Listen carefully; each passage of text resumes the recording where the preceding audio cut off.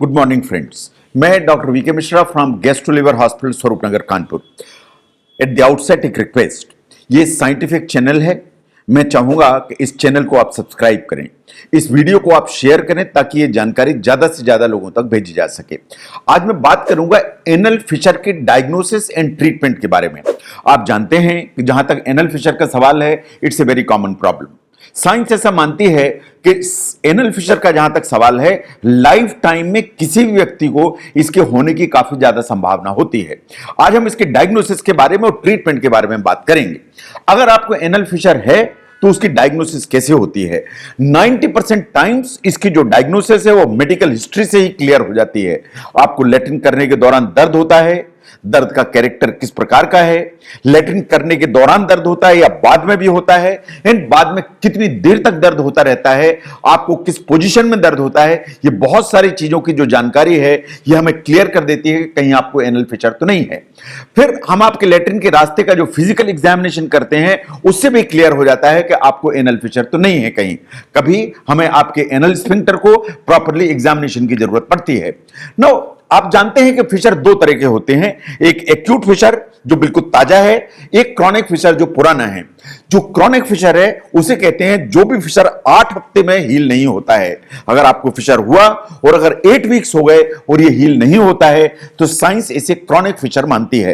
Now अगर हम acute Fisher को देखें तो ये कैसा दिखाई देगा, ये बिल्कुल फ्रेश कट दिखाई देगा, बिल्कुल ऐसा कट दिखाई देगा जैसे ब्लेड से किसी ने काटा हुआ है। ये बिल्कुल पेपर कट कहलाता है and this is acute fissure. जो क्रॉनिक फिशर होगा ये थोड़ा सा डीप होगा, ये थोड़ा सा डार्क कलर होगा, ये ओपन अप होगा और इसके मार्जिन में फ्लैशी ग्रोथ जैसी दिखाई देगी। बिकॉज ये जो फिशर है ये 8 हफ्ते से ज्यादा पुराना है, इसीलिए इसे क्रॉनिक फिशर कहा जाता है। नाउ जहां तक डायग्नोसिस का सवाल है, जो फिशर की लोकेशन है वो बहुत इंपॉर्टेंट है। जो फिशर है अगर आप घड़ी के उसको देखें, डायल को देखें, तो 6 o'clock पोजीशन में हो सकता है या जो 12 o'clock पोजीशन में हो सकता है, तो ऊपर की तरफ या नीचे की तरफ। जो ऊपर की तरफ और नीचे की तरफ कट्स होते हैं, that means at 6 o'clock and 12 o'clock position, science ऐसा मानती है कि ये अक्सर कर कॉन्स्टिपेशन से रिलेटेड होते हैं।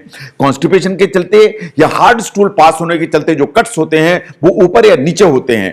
जो भी कट्स बगल में होते हैं, साइंस ऐसा मानती है कि लेटरल वॉल में जो कट्स होते हैं वो किसी दूसरी बीमारी के संकेत होते हैं, चाहे वो क्रॉन्स डिजीज हो, चाहे और कोई भी दूसरी प्रॉब्लम हो। तो जो लेटरल वॉल पे कट्स होते हैं वो हमेशा एक शंका पैदा करते हैं कि कहीं कोई दूसरी प्रॉब्लम तो नहीं है। नाउ कभी हमें एनल जो फिशर है उसको पहचानने के लिए प्रोक्टोस्कोपी करने की जरूरत पड़ती है। जैसा आप फोटोग्राफ में देख रहे हैं, एक छोटा सा इंस्ट्रूमेंट है जिसे लैट्रिन के रास्ते से पास किया जाता है इस चीज को देखने के लिए कि कट्स किस पोजीशन में है, कितना गहरा है, ये एक्यूट है या कि ये क्रॉनिक फिशर है। तो कभी प्रोक्टोस्कोपी की जरूरत पड़ती है। But next in line is the sigmoidoscopy. अगर आपकी एज 50 ईयर्स से कम है, आपको एनल फिशर का एक सस्पिशन है, तो हम आपकी सिग्मोइडोस्कोपी करते हैं। ये वास्तव में रबर जैसी ट्यूब होती है जिसके ऊपर एक कैमरा लगा होता है। ये लैट्रिन के रास्ते से पास की जाती है। इन अप्रोक्सीमेटली 30 सेंटीमीटर जो एरिया है इंटेस्टाइन का, उसे एग्जामिन किया जाता है। इससे देखा जाता है कि कहीं आपकी इस एरिया में विच इज अप्रोक्सीमेटली 30 सेंटीमीटर कहीं कोई दूसरी प्रॉब्लम तो नहीं है। तो by and large sigmoidoscopy is reserved for the people जिनकी एज 50 साल से कम होती है।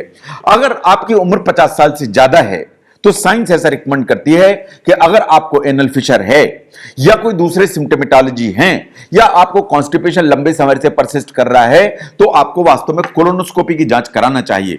जो कोलोनोस्कोपी है ये वास्तव में एक लॉन्ग इंस्ट्रूमेंट होता है, अप्रोक्सीमेटली 1 मीटर लॉन्ग। ये लैट्रिन के रास्ते से पास किया जाता है और आपकी पूरी की पूरी इंटेस्टाइन को एग्जामिन करता है कि एनल फिशर के अलावा कोई एडिशनल प्रॉब्लम तो नहीं है या कोई ऐसी दूसरी डिजीज तो नहीं है आपकी बड़ी आंत में जिसके चलते आपको एनल फिशर डेवलप हो रहा है। जैसे क्रॉन्स डिजीज तो नहीं है, कहीं ऐसा तो नहीं है कि आपकी इंटेस्टाइन में कहीं कोई स्ट्रक्चर है, आपकी इंटेस्टाइन में कहीं कोई मैलिग्नेंसी है जिसके चलते आपको कॉन्स्टिपेशन डेवलप हो रहा है और उसके चलते आप स्ट्रेन कर रहे हैं और उसके कारण से आपको फिशर डेवलप हो रहा है।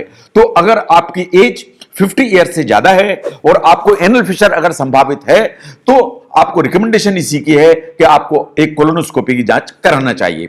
नो, अगर ये डायग्नोस हो जाता है कि आपको एनल फिशर है तो वास्तव में उसके ट्रीटमेंट के लिए क्या किया जाना चाहिए। देखिए, कुछ चीजें ऐसी हैं जो आप समझिए कि इन जनरल अगर आप अपनी लेटरिन को सॉफ्ट रखें, सॉफ्ट रखने के लिए सब इंतजाम करें।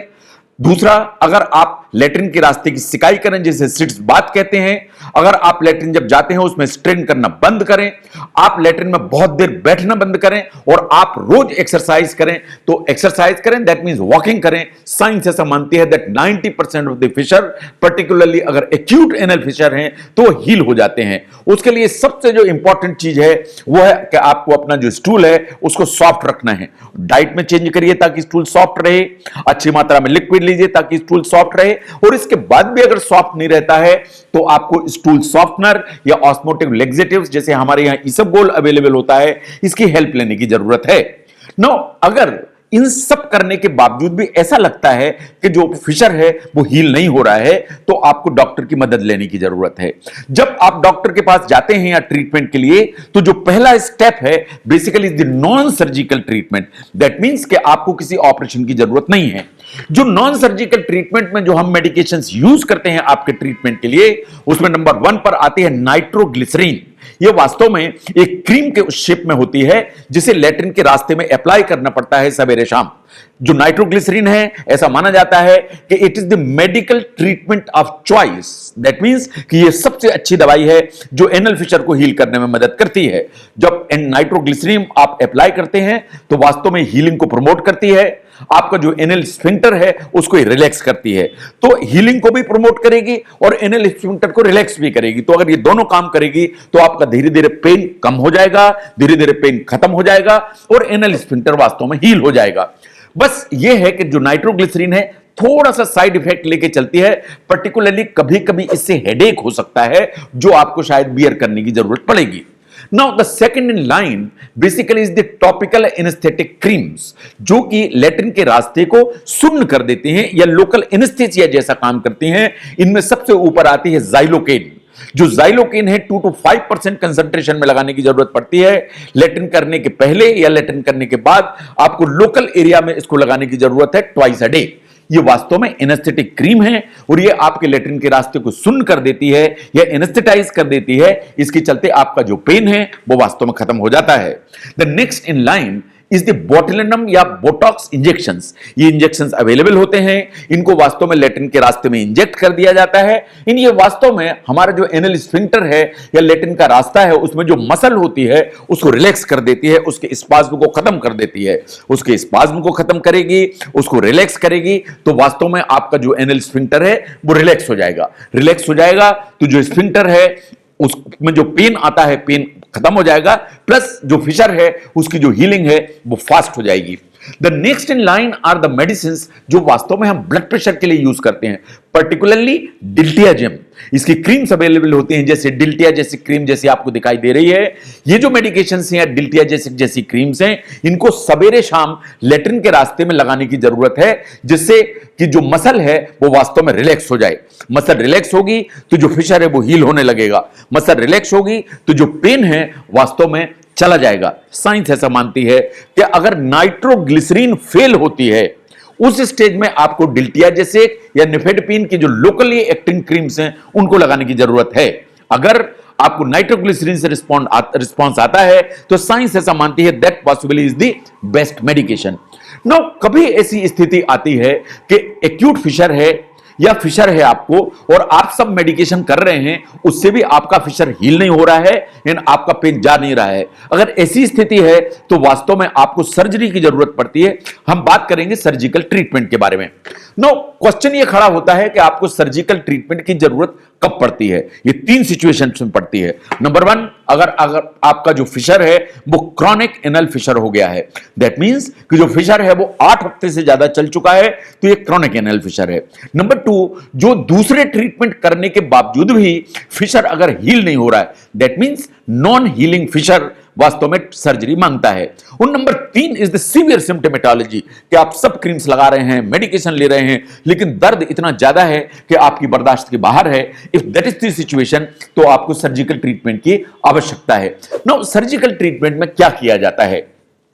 जो सर्जिकल ट्रीटमेंट होगा वो हमेशा एनेस्थीसिया के अंडर में किया जाता है। Mostly it is the general anaesthesia which is given because इसमें काफी पेन होने की संभावना होती है। जो सर्जरी की जाती है तो आपका जो एनल स्फिंक्टर है या लैट्रिन के रास्ते को कंट्रोल करने वाली जो मांसपेशी है उसका जो इंटरनल स्फिंक्टर का कुछ पोर्शन ऐसा है जिसे कट कर दिया जाता है। इसे कहते हैं लेटरल इंटरनल स्फिंक्टरोटमी, कि जो आपकी लेटरल साइड है उसके इंटरनल जो स्फिंक्टर है उसका कुछ पोर्शन कट कर दिया जाता है ताकि मसल आपकी रिलैक्स हो जाए एंड जो एनल स्फिंक्टर है वो रिलैक्स हो जाए ताकि आपका पेन खत्म हो जाए। जैसे ही आपका पेन खत्म होगा, इंटरनल स्फिंक्टर रिलैक्स होगा, आपका जो एनल स्फिंक्टर है उसके रिलैक्स होते ही एनल फिशर धीरे धीरे हील होना शुरू हो जाएगा। नाउ जहां तक सर्जिकल ट्रीटमेंट का सवाल है, ऐसा माना जाता है कि अगर आपको क्रॉनिक एनल फिशर है, इन एनल फिशर रिस्पॉन्स नहीं कर रहा है, तो वास्तव में जो सर्जिकल ट्रीटमेंट है should be considered and it is very very very very effective. And माना जाता है कि हीलिंग 99.999% पेशेंट्स में स्मूथली हो जाती है। बहुत कम रिस्क जरूर ऐसी होती है कभी कभार कि एनल स्फिंक्टर के कटने से एक लैट्रिन के या फीकल के इनकॉन्टिनेंस होने की संभावना होती है, but usually over a period of time ये जो प्रॉब्लम है ये खत्म हो जाती है। No, there are certain lifestyle and home remedies जो मैं चाहता हूं कि आप इन पर ध्यान दें ताकि आपको एक तो एनल फिशर हो ना, एनल फिशर अगर हो गया है तो वो दवाइयों से अगर ठीक हुआ तो दोबारा डेवलप ना हो। इसके लिए आपको इन सब चीजों की जरूरत है। आपको अपने खाने में फाइबर को ऐड करना चाहिए। आपको ऑन एन एवरेज रोज 25 से 30 ग्राम फाइबर लेने की जरूरत है कि अगर आप इतना फाइबर खाते हैं तो आपका जो स्टूल है वो सॉफ्ट होता है। आपका स्टूल सॉफ्ट होगा तो फिशर को हीलिंग में मदद मिलेगी। जो फाइबर रिच फूड्स हैं वो वेजिटेबल्स में होते हैं, नट्स में होते हैं, होल ग्रेन्स में होते हैं, और ये all these things basically provide fibre, और फाइबर से जो हीलिंग है उसमें काफी आपको मदद मिलती है। अगर आपको लगता है कि आपका फाइबर इंटेक कम है तो plenty of fibre supplements available होते हैं मार्केट में जिन्हें आप यूटिलाइज कर सकते हैं। नंबर 2, आपको एडिक्वेट अमाउंट लिक्विड से लेने चाहिए। लिक्विड की अमाउंट कितनी है इसको ऐसा तो डिटरमाइन नहीं किया जा सकता, बट आपको लिक्विड ठीक मात्रा में लेना चाहिए ताकि आपका जो स्टूल है वो सॉफ्ट रहे, आपको कॉन्स्टिपेशन ना रहे। एंड कॉन्स्टिपेशन नहीं रहेगा तो अगर एक फिशर है तो उसे हील होने में मदद मिलेगी। अगर फिशर ठीक हो गया है तो उसके दोबारा होने की संभावना कम होगी। द थर्ड इज कि जब आप लेट्रिन के लिए जाते हैं, जब आप बावल मूवमेंट के लिए जाते हैं तो वास्तव में आपको प्रेशर नहीं लगाना चाहिए। नंबर 1, आपको बहुत देर तक नहीं बैठना चाहिए क्योंकि आप बहुत देर बैठते हैं, आप स्ट्रेन करते हैं तो आपका जो फिशर है जो हील हो चुका है या हील हो रहा है उसके दोबारा होने की संभावना बढ़ जाती है। तो इसलिए स्ट्रेनिंग को हमेशा अवॉइड करने की जरूरत है। अगर इन्फेंट्स को एनल फिशर है तो उसको ठीक करने के लिए क्रीम्स के एप्लीकेशन के अलावा साइंस ऐसा कहते हैं कि आपको डायपर्स फ्रीक्वेंटली चेंज करने की जरूरत है। जो एरिया है एनल स्फिंक्टर का उसको बहुत जेंटली वॉश करने की जरूरत है। और अगर ये फिशर परसिस्ट कर रहा है, जो बच्चे का जो इवैक्यूएशन है काफी पेनफुल है और स्टूल बहुत हार्ड हो रहे हैं, बच्चा स्टूल को रोकने की बार बार कोशिश करता है, अपने जो लेग्स हैं उनको क्रॉस करके जो ना खड़ा हो जाता है, लेटरिन में बैठना नहीं चाहता है, ये सब चीजें इस चीज का इंडिकेशन है कि ये एक्टिव फिशर है। अगर इस तरह का एक्टिव फिशर है तो वास्तव में आपको अपने डॉक्टर से बात करनी चाहिए। नाउ जहां तक एनल फिशन का सवाल है, it's a very common problem. इस प्रॉब्लम को डायग्नोज करने के लिए बहुत छोटे छोटे जो ना टेस्ट की जरूरत पड़ती है। उसमें से मैं ऐसा समझता हूं कि proctoscopy, sigmoidoscopy and colonoscopy, these are 3 investigations जो आपकी बकेट लिस्ट में होने चाहिए, जो आपके डॉक्टर आपको कंडक्ट करेंगे अगर उसके रिक्वायरमेंट है तो। जहां तक ट्रीटमेंट का सवाल है, ट्रीटमेंट हमेशा 3 ही कैटेगरी में आता है। 1 is the lifestyle management, second would be the non surgical treatment, the third would be the surgical treatment. Most of the fissures जो नॉन सर्जिकल ट्रीटमेंट है, that means local application of nitroglycerin, डिल्टियाजेसिक और xylocaine, इन्हीं चीजों से ठीक हो जाते हैं। बट अगर ये रिस्पॉन्स नहीं करते हैं तो कभी कभार ऑपरेट कराने की जरूरत पड़ती है। अगर आप अपनी लाइफस्टाइल को ठीक रखेंगे, फाइबर ठीक रखेंगे, लिक्विड ठीक रखेंगे, स्ट्रेन नहीं करेंगे, तो मैं ऐसा समझता हूं कि फिशर होने की संभावना कम होगी, और अगर फिशर हुआ है तो उसे हीलिंग में मदद मिलेगी। अगर आप समझते हैं कि एनल फिशर की डायग्नोसिस एंड ट्रीटमेंट को समझने में ये वीडियो आपको मदद करता है तो इसे जरूर शेयर करें ताकि ये जानकारी ज्यादा से ज्यादा लोगों तक भेजी जा सके। मैं doctor VK Mishra from gastro liver hospital, Swaroopnagar, Kanpur. Thank you very much.